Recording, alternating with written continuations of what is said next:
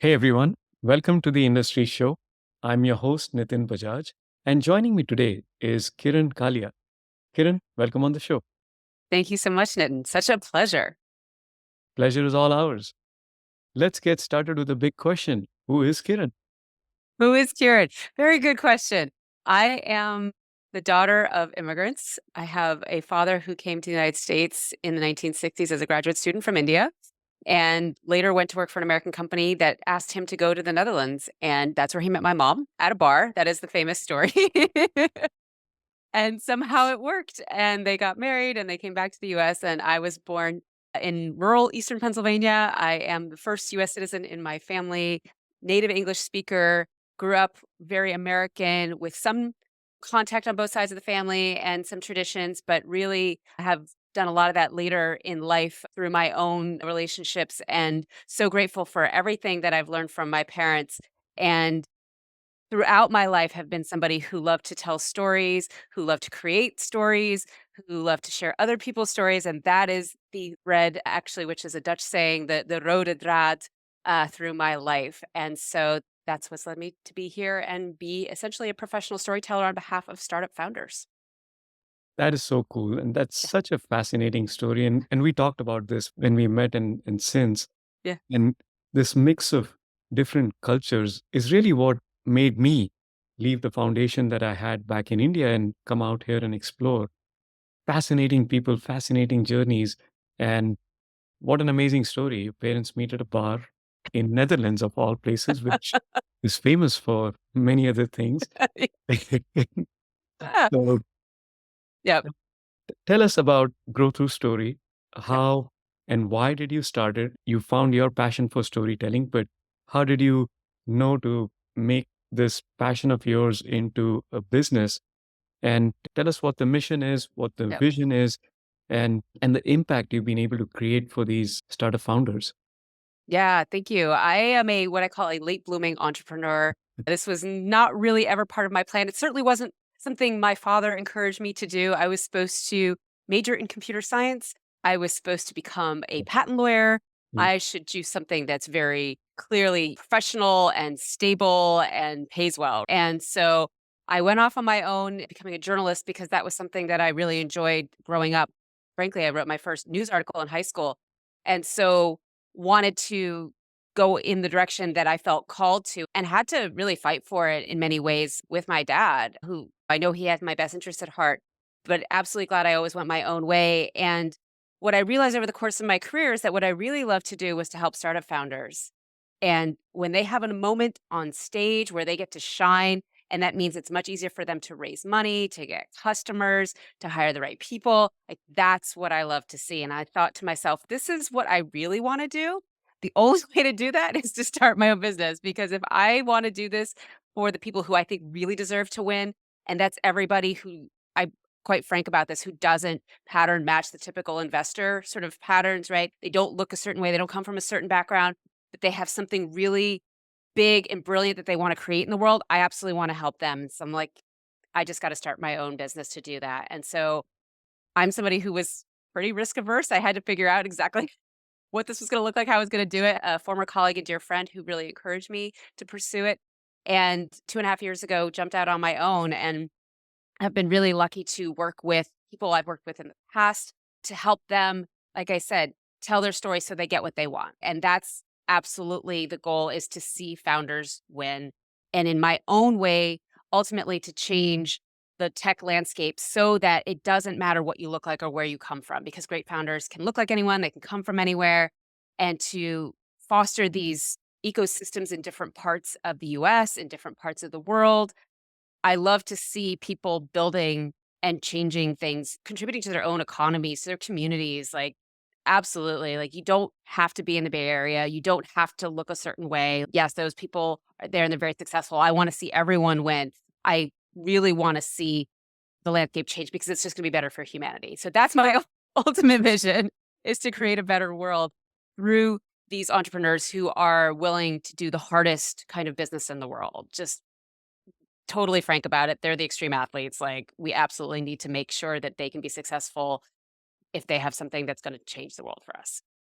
And that is so true. And I think For someone who is good at what they want and what they need to get to, they need the resources, which in many cases comes through only if they're able to tell their story, share their vision at the right place, at the right time, with the right people. And from my own experience as an investor, as someone who's been in this ecosystem for many years, is when it's the pinnacle moment for them to shine, they collapse under that pressure. And it's the, you call it lack of preparation, lack of right kind of mentoring, right kind of guidance, having, not having the right kind of team, if you will, that can help them Yeah, be there and be prepared, can be devastating to not just their dreams, but for us as a community, because we don't get to see the fruits of their labor because it didn't get funded, it didn't get the resources or what have you. So exactly. it's a very noble cause and a noble journey that you're on. And you probably have more experience with this. Many a times these entrepreneurs are strong headed for good reason. Absolutely. And even if they need it, they don't want the help. So, There's that. What I have found in my experience, and I've worked with at least 1,000 entrepreneurs over many years for different conferences, sometimes it's private meetings, whatever it is. Most people, because they want to win, they want to get the investment, they want to win the top prize, whatever it is, they are willing to listen to feedback because this is going to give them an edge, right? And those who are really stubborn, and it's a word that I learned from my high school journalism advisor because it's very to the point and it's not profane. They're yeah. turkeys. They're just turkeys. They're really just not pleasant to deal with. They're very stubborn. And I'm like, that person's just a turkey. You know what? I've done what I can for you. Bless you, send you on your way. You go figure it out. You get up on that stage and you suck. That's on you. I've done my best. That's where I leave it. And some people have to learn the hard way in service of those who don't want to learn the hard way, who don't want to show up in those really high stakes critical moments and blow their chance, right? Yes. Anything I can do to help prepare you so that you show up as the best version of you with the best story that's going to connect with the human, that's going to make that person say, wow, I have to be part of this. Whatever that looks like, that's what I want for them. That's awesome.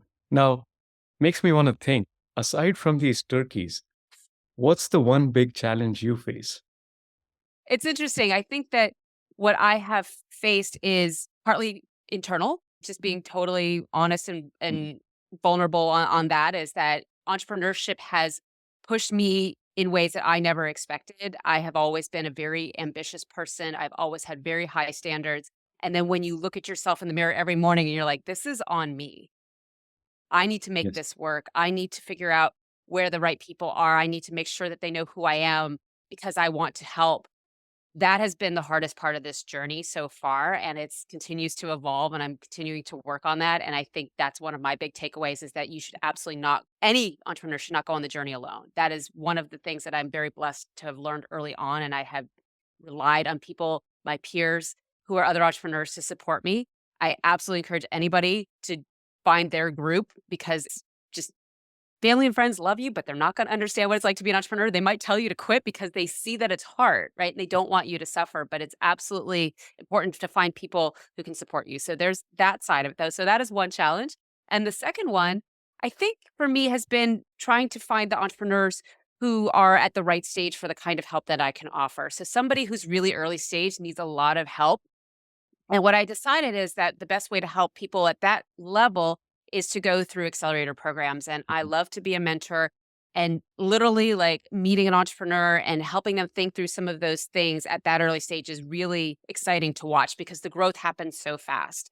So there's that way to help the really early stage folks and the folks who got more of a product built, who are ready to take it to the next level, that's where I can be of service in a more professional sense. But I want to help everyone along that journey.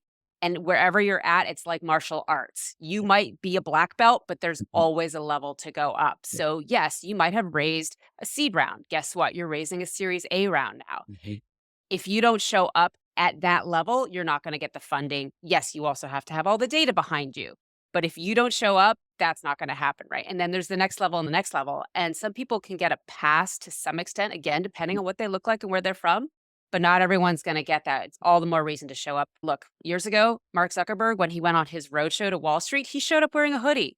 I don't think most people can get away with that probably then or even now. He didn't show up in a classic CEO and maybe that fit a certain image or something like that. And I I want people to be authentically who they are and also be at the level that's expected for somebody who's building that kind of business. So true. And to bring home that point, even if somebody did a round or two or five, the macroeconomic situation may have changed like it has now. Yeah, And even with those credentials, even looking the way you look and having the business you have, you may still not get funding because people don't want to fund things now. right. So you're right. It doesn't matter if you may have done this before. This is a different round, a different raise, a different market. Investor sentiment has changed, and you need to show up in your best version. And Yeah, if you have access to tools, mentors, guides that can improve your chance just even a few percent, yeah. why would you not? Absolutely, absolutely. And I recently worked with a founder who had a really important meeting coming up and said, "Can you help me?" I said, "Yes, let's do this." And it's so hard because there's not a lot of time, but that's actually when founders do their best work and Yes. they're the people who can make anything happen, which is Yeah. one of the things I love about them. They're just like, "All right, let's do this." And again, being open to the feedback because when I give feedback, it is coming from a place of love. I don't do this from a place of ego. I see where you are and where you can get to, and I'm going to give you that direct, actionable feedback to get you there.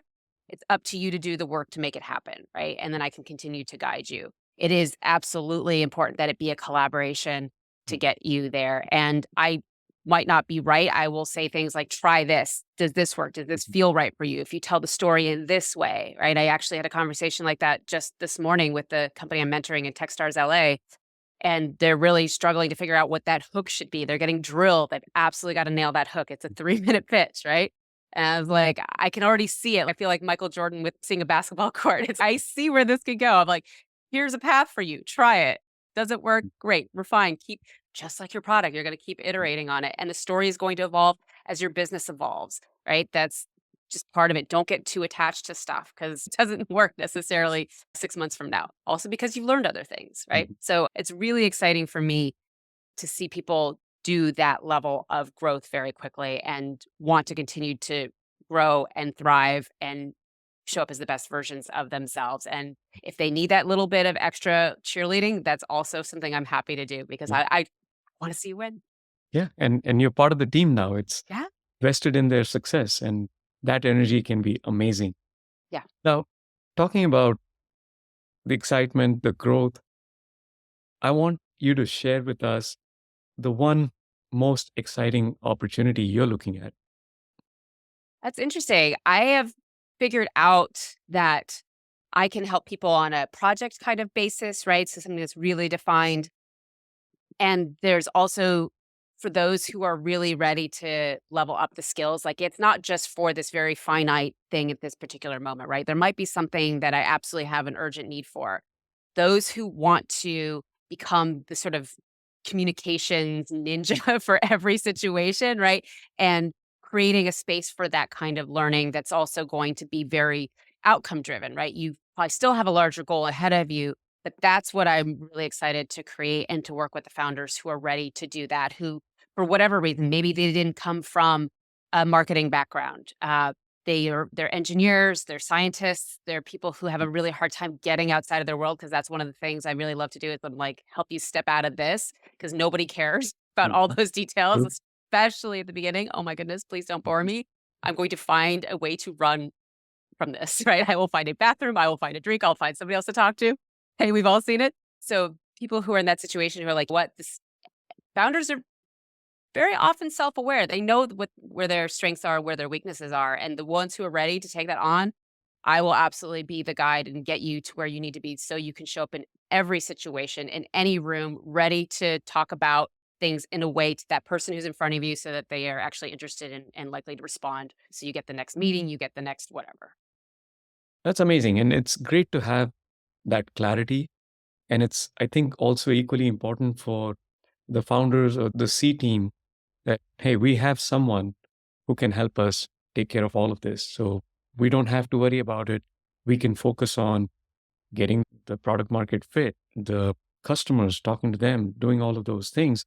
But our pitch, our narrative, our customer communication, Yeah. you can come in and really be the champion for them Yeah. on all of those aspects. Now, as we look at what you can help your customers with, the startup founders with in their different phases, I would love to pause and look in the rearview mirror on your journey as a journalist, as an individual, as a relatively new entrepreneur, Relatively new. and ask you to share two moments with us. One where things did not work out as you had expected, and there was failure, there were lessons, and another instance where things worked out better than you had expected and became a success beyond what you had imagined. Those are good questions, and I like to be the one who asks them sometimes rather than answer them. That comes from my background, but I think that for me, the thing that was hard certainly at the beginning was thinking that if I had essentially a roadmap, right? If somebody gave me the how, and I'm somebody who really likes to know how it's going to happen, right? And this is something I've really learned about myself, and I'm working on it because not always it isn't always knowable as an Mhm. entrepreneur, right? You're not always going to know the how. It's not always going to be clear what the path looks like. And I thought if I had a really clear how, I would be on my way. And I did a program where I learned how to build a certain type of marketing funnel. And I got a lot of support and I put a lot of time and effort. And it was an incredible experience. And I realized that it didn't work the way I wanted it to because one thing was that I didn't feel completely like it was authentic to me, what I was doing. Like I was like, there's something that isn't quite right here, but I didn't listen to it. And I think that was one of my big learnings is that if it doesn't feel right, like it's not the right thing, it's probably not going to work. Or if it does work, it's not going to be sustainable. And so it's really important to listen to what's going on in here. And I encourage every entrepreneur to speak from this place when they're speaking to people. And at the same time, like if you're building a business, but you don't really believe in what you're building, it's going to be tough. Sure, there's an market opportunity, or you can make a lot of money with it or something, but something that's always going to be missing. And that is something that I realized. That was really hard for me. I had this moment of, okay, how do I really want to do it? And in the process of the last couple of years, really figured out what lights me up and really what I know I can do to help people. And I've had to learn that I actually do. This is one of those weird things. It's like people are like, oh, yeah, Kirin, you're so great. I'm like, but do I actually provide enough value? Hmm. I'm having these moments. I'm like, wait, no, I am because things that seem so easy or obvious to me are not easy or obvious to other True. people. That's one of the things that you realize about yourself in whatever capacity you have your zone of genius or whatever. Some people can just see it with the product. Some people can just see it with the code. Some people can just see it with the design. Like I respect everyone's ability to do that and provide value in a way that is very hard for others to understand. So I think that was the big learning. And in terms of the thing that's gone better than I expected, I think that is still something that's coming, to be quite honest. I really I started a project last summer and I knew that I was going to be working some really crazy hours. And what went better than expected was being able to connect with amazing founders in the process who just absolutely showed me what's possible in the world and just made me feel so much more optimistic about the future. It's a program that Visa runs for female founders called She's Next. Mm. And they did a series of competitions in the Middle East. I am in California, and that meant somewhere between 10 to 12-hour time differences with everyone. And I was coaching these founders at 6 o'clock in the morning, most of whom English is their second, at least their Oh, second language, yeah. right? They're native Arabic speakers and these women just blew me away on every level. And the kinds of things that they're building and the pressures that they are Mhm. facing and the responsibilities that they juggle. And I just was like, these are not stories you hear in the West. These women absolutely deserve to be on a stage, to have their stories better known. Some of them are actually building more startup-y kind of things, but also consultancy. Like these women who found each other in a program in the UK and are building a sustainable, like green building consultancy in Kuwait. And they Oh, have the Kuwait airport as one of their customers. I will tell you that did not happen by accident. And I was like, these women are badass. That is just the kind of thing that I love to be part of. So the bigger thing I think is still coming, but so far, that was just like absolutely worth getting at 6 o'clock in the morning. I will do that every day, all day. The energy you get from those interactions, right? You forget these small inconveniences, and I'll call it small because, Yeah.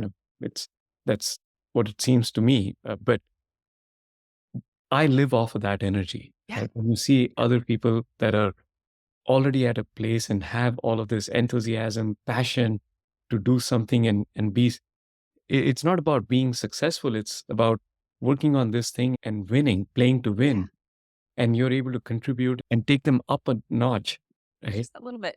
It's just that energy is so amazing. So It I'm is. glad you get to experience those.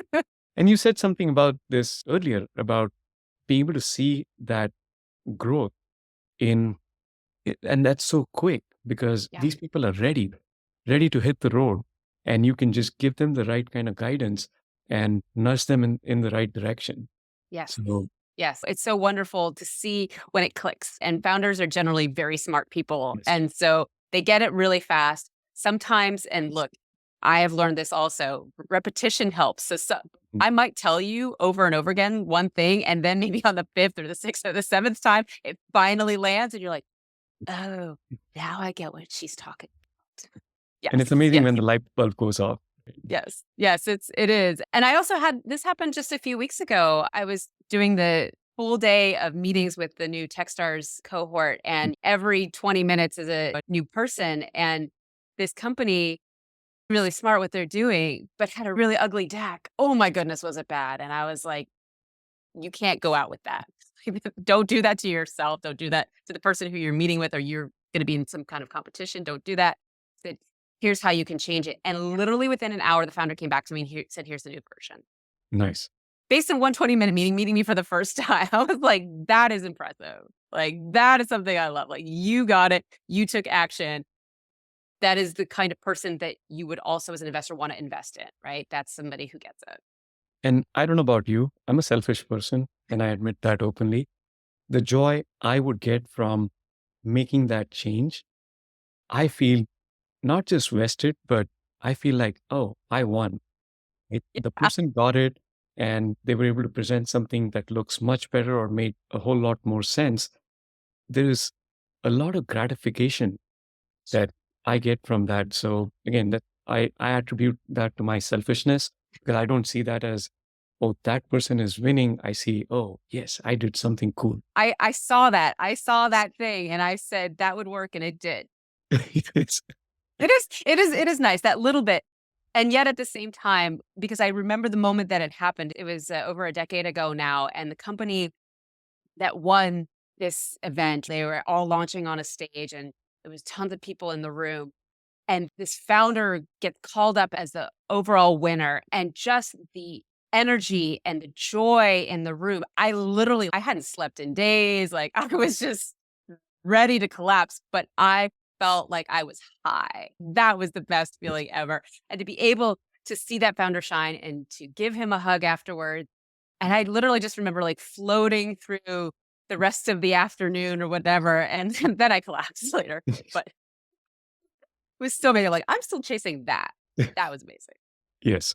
And that's amazing. That's an amazing feeling to have. Now, I'd love for you to share, other than getting high off of these amazing interactions and working with these really smart founders, what do you do to de stress, to just kick back and reset? That is a very good question. I think everybody needs to have that. And I, at one point, believed that founders just had to go all the time, Yeah. right? And that's how we're wired, or that's what you're supposed to do. And I was always amazed when somebody would tell me that they went for a run or they like had a day out with their family or something. I was like, wait, what? You do that? This was a while ago. I'll admit that. For me, what's absolutely critical is I walk every day. And I'm not an athlete. Look, like that was not the genes I was gifted with by any means, but being active is really important to me and always has been. Like I need to walk to think, to let go of things, to be present, to notice things in the environment around me. And so I was only doing one walk per day up until about a year ago. And then it was an afternoon walk. And then I realized I was like, no, I can't wait that late in the day to get outside, especially when you work from home. Go out in the morning, and seeing the world as everybody's rushing Mhm. off to work, to school, because I live very close to a really large public high school. And I see all these kids looking down, hanging their heads. Part of my own little challenge is to be like, get them to like look up, to pay Yeah. attention, just with my own energy walking by them sometimes, right? Hello, there's a world out here. And so the daily walk is absolutely non-negotiable for me. Mhm. I feel it if I haven't done it. One that I learned a little bit later, and I sometimes check the box, although I shouldn't, is to just to be grateful and Mhm. to write that down. I'm not where I want to be. I don't have this or that yet. I know that those things I'm totally capable of achieving, but right now, I'm grateful for this. This bed that I have, which needs to be replaced. Like it's an old bed, but it's still comfortable and it's mine. And I'm so grateful. And to be able to literally hug my husband Yeah. and cuddle up with him at night. Like it's one of those things. Not everyone has that for whatever reason. And I'm really blessed to have so many people and things in my life. And the rest of the stuff is coming. Yes. That's a really good perspective to have. Right? Look at the positives, look at what we already have, and not put what we don't have in a negative way, but just the things that we really need and we strive for, to look at those as goals that we aspire for and we work for. Yeah. So that's Yeah. amazing. Yeah. And to not, this has been the harder one, is to not suffer along the way. Yes. That is absolutely key, because if you are only going to be happy at the end point, you've missed so much along the Yes. way, right? And I know entrepreneurship is the high highs and the low lows, Mhm. right? That's Yes. inevitable. It's worth it. It certainly is. And that's a good segue into my favorite part of the show, which we call the one line life lessons. So, Okay. Kiran, would love for you to share your life lessons with us. Okay. One of them, and this is so true, is literally to always stop and smell the roses. I am literally one of those people who will stop and smell the roses.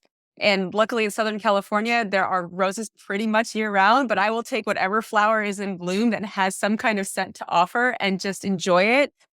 It's Flowers don't last, right? So you have to enjoy them while they're there. And I will walk past the same rose bush every morning and I'll see that there's a bud coming, and I will watch the whole flower over the course of a week come and go, right? And then hopefully there's another one. And I just stop and smell. It's being present. It's enjoying nature. It's enjoying the world around you. So whatever that version is for you, just literally stop and enjoy it.